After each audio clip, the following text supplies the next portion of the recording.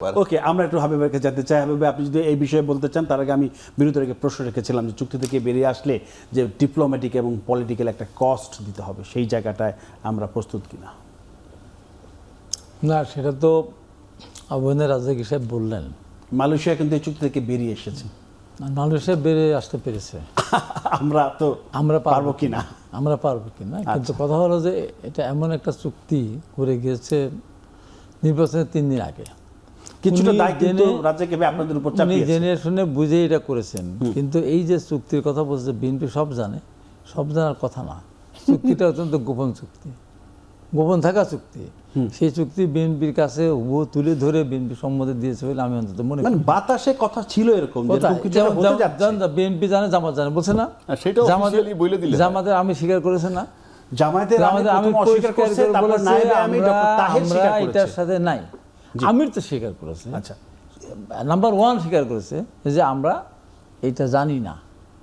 এখন দেখেন যে চট্টগ্রাম বন্ধ নিয়ে চুক্তিটা করলো, এই যে বিদেশিদের হাতে তুলে দেওয়া বলেন, কি বললো?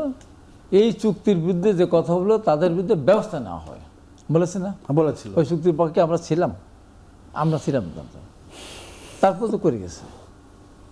এই যে জিনিসগুলি বিগত সরকার যেটা করে গেছে, তাদের তো কোনো দায়বদ্ধতা ছিল না। সেটা আমি তো জিজ্ঞাসা করলাম, সরকার ছিল না, জনগণের ভোটের সরকার ছিল না। জনগণের ভোটের সরকার এমন একটা জায়গায় চুক্তি না করলে একরকম, করার পর বেরিয়ে আসে কিন্তু আরেক রকম। এখানে এই চুক্তির মধ্যে যতগুলি শর্ত আছে, যেমন একটা আছে যে একটা মজার জিনিস, চুক্তি করা কঠিন না চুক্তি থেকে বেরিয়ে আসা কঠিন? চুক্তিতে বেরিয়ে আসা কঠিন। আচ্ছা, জি বলেন। চুক্তিতে বেরিয়ে আসা কঠিন। তারপরে নাম্বার 1 রাষ্ট্র সারা পৃথিবী যারা নিয়ন্ত্রণ করে তাদের কাছ থেকে। এখানে দেখেন আমাদের যে সমস্ত আমাদের ধরনের যে প্রোডাক্ট যেগুলো আমাদের মেনলি ওখানে আমরা কী পাঠাই, পোশাক শিল্পই আমাদের ওখানে মেন বাজারটা। তারা হয়তো ট্যারিফ বাড়িয়ে দেবে বা তাদের যে ট্যাক্স আমাদের যে এমনিতে আমাদের উপরে কতগুলি জিনিস দিয়ে আছে।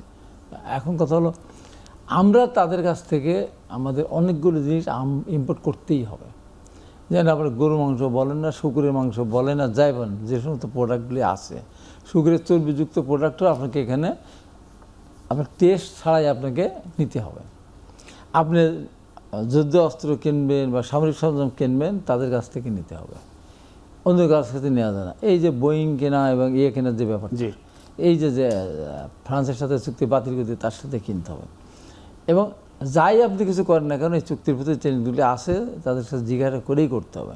তো এতে করে হয় কি, এতে করে যদি এখন ব্যাপার হলো যে গ্রামের একটা কথা আছে যে যদি না বলি তে বাবা খায় বিড়ালের মাংস আর দুধের মা খায় মায়ের। এই যে অবস্থাতে আমাদের অবস্থা ওই জায়গায় গেছে। এর ভিতর থেকে আমাদের সব জনগণকে এক জায়গায় দাঁড়িয়ে, সরকারি দল বিরোধী দল এক জায়গায় দাঁড়িয়ে এখান থেকে যেগুলি আমাদের হার্মফুল প্রচণ্ড রকমের, সেখান থেকে যদি আমরা বের আসতে না পারি, বাংলাদেশ চিরদিনের জন্য পঙ্গু হয়ে যাবে, চিরদিনের জন্য পঙ্গু হয়। তার কারণে আপনার কৃষিজাত পণ্য থেকে শুরু করে গোমাংস থেকে শুরু করে অনেক ক্ষেত্রে আছে। আমার গম আমার তার ওখান থেকে ইম্পোর্ট করতে হবে। শুধু তাই না, সেখানে আমার তাদের মূল্য নির্ধারিত, আমাদের আমদানিকৃত পণ্যের 75% আছে চীন থেকে। হ্যাঁ, সেই চীন আবার আমাদের উপর নাখোশ হয়ে যাবে না, কারণ আমরা তো বেশি বেশি করে অন্য জায়গা থেকে। এটা একটা ব্যাপার আছে না। তারপর কথা হলো যে তারা মূল্য নির্ধারণ করে দিবে, সেই নির্ধারণতে মূল্যে আমাকে কিনতে হবে।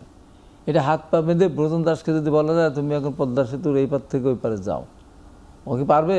ও ইংলিশ চ্যানেলতে জয় করে আসছে। বাংলাদেশে এই চুক্তি এমনভাবে ডক্টর ইউনূস করে গেছেন যে চুক্তির কারণে বেঁচে থাকলে পারে ওই মৃত্যুর মতো অবস্থাতে, সেখান থেকে আমাদের একটা না একটা ব্যবস্থা করতে হবে। 100% এই চুক্তি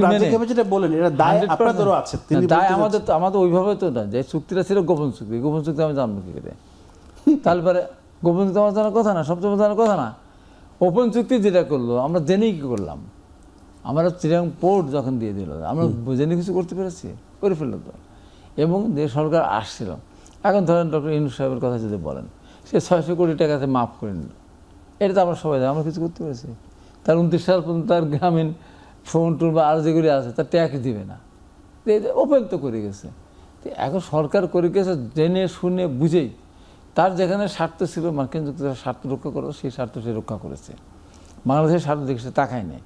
এখন আপনি বলতে পারেন তাহলে আপনারা তাকে এই করলেন, সে দেশে নির্বাচনটা বেড়ে কাজ ছিল।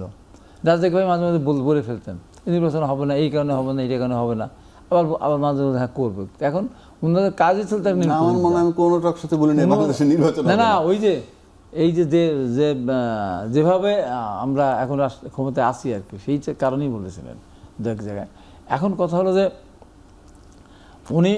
ওনাদের কাজটা নির্বাচন দিয়ে উনি এত এত কিছু করার মধ্যে কাজ আছে, যেটা আমরা প্রথম থেকে বলে এসেছি যে এইগুলি কাজ আপনাদের না, এইগুলি কাজ আপনাদের না, আপনাদের কাজ যেটা সেটা করেন, আপনাদের একটা সুষ্ঠু নির্বাচন দিয়ে যাওয়ার কথা। যতটুকু সংস্কার করতে ততটুকু করেন, অতিরিক্ত করে তো আপনার সে পার পাবেন না বা আপনি শেষ করে যেতে পারবেন না। তো এখন বিএনপি এখন জনগণকে ঐক্যবদ্ধভাবেই করতে হয়। এখন ধরেন বিএনপি চুক্তিতে বেরিয়ে আসলো, মার্কিন যুক্তরাষ্ট্রকে জামাত বলে দিল আসি আমরা আছি, এখন এই দেশের সাথে সবাইকে ঐক্যবদ্ধ। আচ্ছা